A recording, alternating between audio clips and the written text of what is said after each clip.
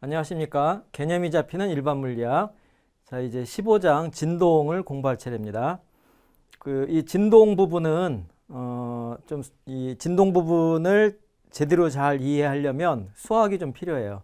그러니까 미분적분은 물론 이제 능숙하게 해야 되고, 미분적분보다 이제 그 다음에 대학에서 그 다음에 배우는 미분 방정식이라는 것이 있는데, 그 미분 방정식을 능숙하게 알 필요는 없어요. 사실은 일반 물리 범위에서는. 근데 이제 적어도 미분 방정식의 기본적인 내용, 그러니까 뭐 호모지니어스 동차다, 아니면 이게 미방이다, 그리고 특수해가 있고 뭐 트라이얼 펑션, 그 시도 함수가 있고 일반해가 있고, 그런 것들에 대해서 좀 기본적으로 알고 있으면 이 진동 내용을 이제 수학적으로 분석하는데 꼭 필요한 내용이죠. 그러니까 미방이 그렇게 되는데, 일반 물리 범위에서 그러기 때문에 일반 물리의 범위에서 이 진동에 관해서는 이게 모든 공식을 다 유도하고 하는 식으로 깊이 있게 다루지를 못해요. 난이도가 있기 때문에 그거는 감안을 하고요. 그래서 이제 개인별로 나는 이 진동에 대해서 조금 더 알고 싶다, 그러면 미방을 좀 공부할 필요가 있는 거고요. 나는 뭐 당장 그 정도는 아니다, 그렇다면은 이제 일반 물리에서 진동에 관해서 여러 가지 공식들이 나와요. 진동 운동에 이제 기술하는 데 필요한 공식들, 그런 공식들을 잘 외워서 그래서 이제 문제 적용하는 정도. 그러니까 일반 물리 범위 내에서는 그 정도면 돼요. 근데 이제 그러한 공식들을 조금 더 익숙하게 하고 조금 더 그 백그라운드 내용을 이해하고자 한다, 그럼 이제 수학적인 게 필요하다 하는 겁니다. 그래서 진동을 난 조금 더 공부해보고 싶다, 그런 학생들은 미방을 좀 공부하는 게 좋은데요. 그 미방을 수학에서 나오는 미방을 공부하면 너무 어려워요. 방대하고. 그렇기 때문에 당장 우리가 진동을 이해하는 데 조금 도움이 될 만한 미방은 차라리 대학교 1학년 과정의 미적분학 책의 뒷부분에 보면은 그 미방에 대해서 간단하게 소개한 부분들이 있는 책이 있어요.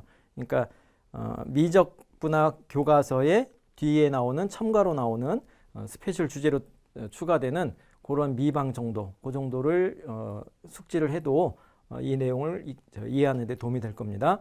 그리고 또 한 가지는 복소수의 기본적인 내용, 고등학교에서 배웠던 복소수 내용, 그 정도의 내용은 알고 있는 게 도움이 됩니다.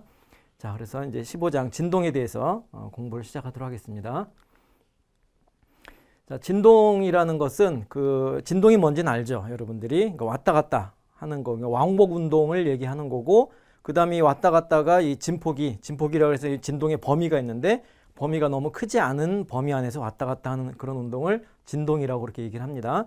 그런데 이제 이러한 진동은 우리가 자연계에서 관찰할 수 있는 운동 중에서 아주 기본적인 운동이에요. 거의 모든 자연현상에 진동이 동반이 됩니다.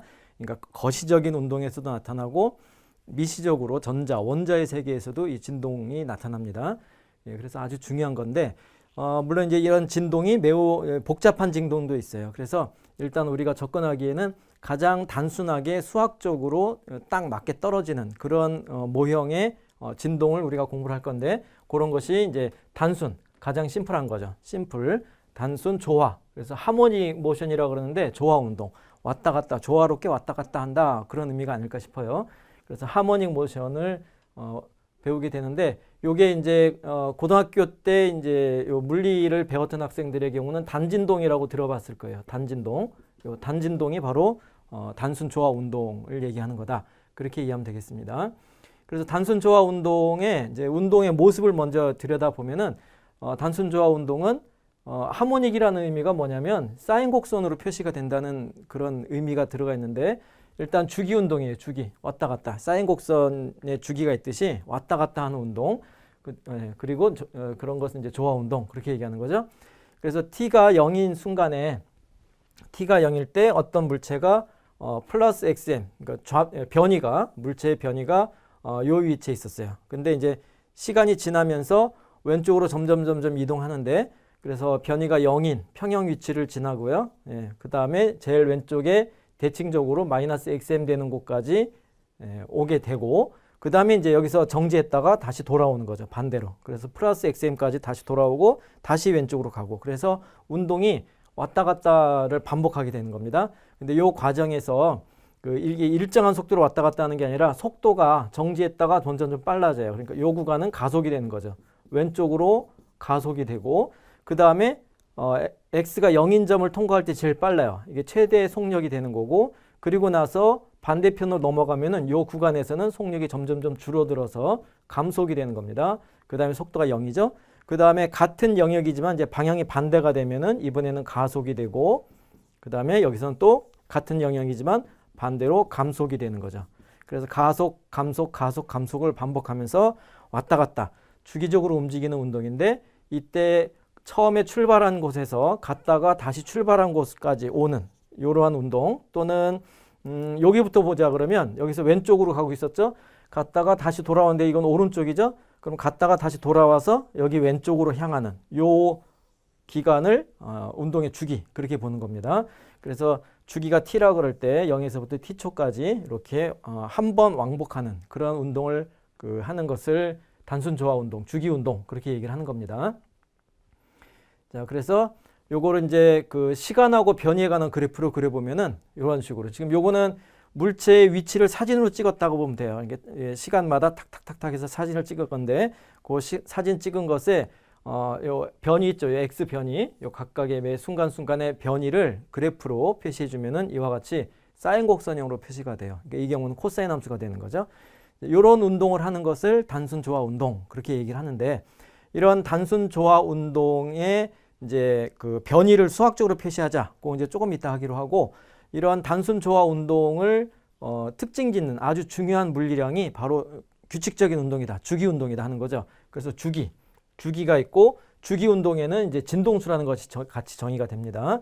그래서 주기는 뭐냐면 이 왕복 운동하는데 한 번 왕복 운동할 때 걸리는 시간을 주기라고 하죠. 이제 원운동의 주기랑 같은 맥락인데 원운동은 한쪽 방향으로 계속 회전을 하는 거죠. 그래서 빙빙 돌 때 한 바퀴 도는데 걸리는 시간이고 요거는 이제 진동, 왕복 운동이니까 갔다 왔다, 갔다가 다시 오는데 걸리는 시간. 그래서 한 번 1회 왕복에 걸리는 시간이고요. 그에 비해서 진동수는 그러면 이제 1초 동안에 몇 번이나 왔다 갔다 하느냐, 왕복하느냐 하는 것을 진동수로 정의하는 겁니다. 예, 그래서 진동수 정의를 F라고 그러고 주기를 T라고 그러면 이 둘의 관계는 그 원운동에서의 관계랑 같아요. 원운동에서도 주기가 있고 진동수가 있었죠. 원운동의 주기는 한 바퀴 도는데 걸리는 시간, 그 다음에 진동수는 1초 동안에 회전한 횟수, 몇 번 회전하느냐, 몇 바퀴 도느냐 그거였는데 그 돈다는 개념을 왕복한다는 개념으로 바꿔치기 하면 원운동이랑 똑같은 방식으로 주기와 진동수가 정의되는 겁니다. 예, 그래서 얘네들의 관계가 그 한 번 왕복할 때 t초 동안에 1회 왕복이죠. 그죠? 1회. 예, 근데 그럼 1초 동안에는 F번 왕복이 되는 거죠. F회. 그래서 이 비례 관계로부터 F하고 T가 역수 관계다. FT가 1이다 하는 것을 알 수가 있는 겁니다. 진동수의 단위는 마찬가지로 이제 초의 시간의 역수니까 헤르츠 단위를 사용하고요. 주기는 당연히 초 단위를 쓰게 됩니다.